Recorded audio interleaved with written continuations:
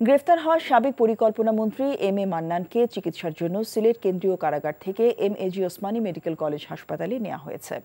সকালে কড়া নিরাপত্তায় হাসপাতালে আনা হয় সাবেক এই মন্ত্রীকে। সেখানে তার পরীক্ষা নিরীক্ষা শেষে মেডিসিন বিভাগের কেবিনে চিকিৎসা দেওয়া হচ্ছে বলে জানিয়েছে হাসপাতাল কর্তৃপক্ষ।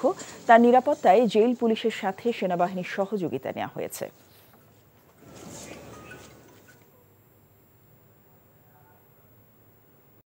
টাকা চুরির জন্য যদি আমার গলায় জুতার মালা পরাইতে হয়, তাহলে আমার শালীর সাথে প্রতারণা করার জন্য তোর ফাঁসি হবে।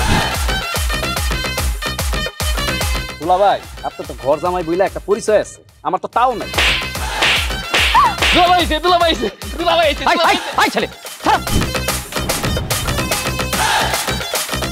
রাজনৈতিক ফ্যামিলির মেয়ে হয়ে ওই কাজ করবে।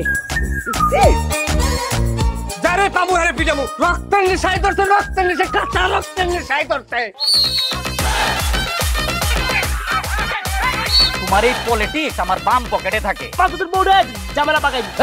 আমি তখন বিয়ে করিনি। দুইটার আমি গুলি করে মারু। মাসুদরা কোনোদিন ভালো হয় না।